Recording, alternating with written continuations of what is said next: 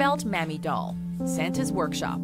Santa's Workshop was a holiday-themed Disney short which, on the surface, is a harmless tale of Saint Nick and his elves getting ready for Christmas. However, early versions featured a troubling scene between Santa and a pair of dolls, as the toy maker is overseeing quality control on the assembly line. A white doll comes down a conveyor belt, says Mama, and gets approved by Santa. Then a black doll tumbles down the belt, says Mammy, and stamps her own butt, as Santa watches on and laughs.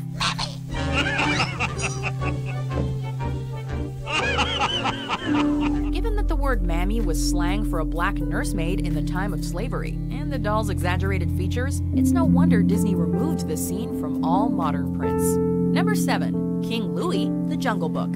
King Louie is a beloved character from Disney's adaptation of Rudyard Kipling's The Jungle Book. And old King Louie, that's me. Louie is a Disney original, having not appeared in Kipling's original stories, but he didn't arrive without his fair share of controversy. King Louie and his ape subjects are the only characters that speak in jive slang, popular with black jazz musicians of the day. I want to be like you. Richard M. Sherman was one of the songwriters on the film, and has been quoted as initially wanting jazz legend Louis Armstrong to voice the king, but balked at the prospect of potentially offending the NAACP with a black man voicing an ape. So, is King Louie racist, or is it all in the eye of the beholder? You decide. Number 6. Arabian Nights, Aladdin. The American Arab Anti-Discrimination Committee wasn't too thrilled with the soundtrack for Disney's 1992 hit Aladdin. They took specific umbrage with a line in the film's opening song Arabian Nights, where the peddler sings, "Where they cut off your ear if they don't like your face." The committee saw this as disparaging towards the Arab people, and complained to Disney for a lyrical change. The company did comply, and replaced the line for home video, and on new versions of the soundtrack. The committee was also reportedly upset about another controversial line from the song. It's barbaric, but hey, it's home. It's barbaric, but hey, it's home. But Disney decided to leave this one in, for better or worse. If I were as rich as you, I could afford some manners. Oh. Number 5.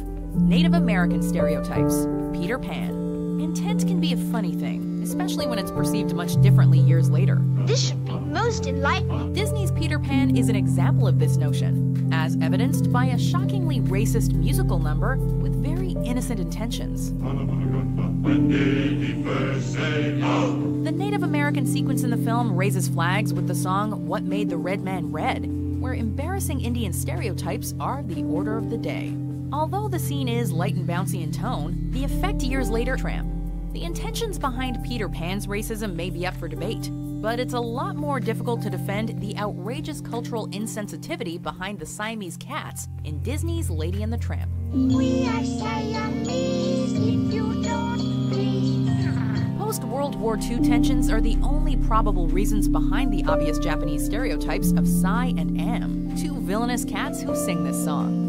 The twins are drawn with the same slanted eyes and buck teeth we saw earlier in Commando Duck, and their entrance is even marked by a gong, something that hampered Asian stereotypes in film right through the 80s and 90s. Number 3. Shungan and the Alley Cats, the Aristocats. We continue with Asian stereotypes here, proof that negative depiction of such characters wasn't only limited to the immediate aftermath of World War II. Nope, Asians were still being drawn with the same old slanted eyes and outrageous accents in 1970, as evidenced by Shungan and the gang in the Aristocats. Fortune cookie always wrong. Shungan rolls with Thomas O'Malley's Alley Cat friends, and performs his part of the song Everybody Wants to Be a Cat, with chopsticks and a buck-toothed lisp. He isn't the only feline stereotype here, however, as there's also Peppo, an amorous Italian, and the trumpet-playing scat cat who's modeled after black jazz musicians of the 50s and 60s. Number 2. The Crow's Dumbo. The term Jim Crow was used to describe laws or regulations designed to enforce racial segregation in the United States. The lead crow in Disney's Dumbo is also named Jim, and has received his share of criticism in the decade since the film's release in 1941. But I be done seen about everything when I see an elephant fly. Although Jim and the other crows are generally friendly towards Dumbo, the fact that they speak in stereotypical black slang could easily be interpreted as lazy or racist in their depiction of African American culture.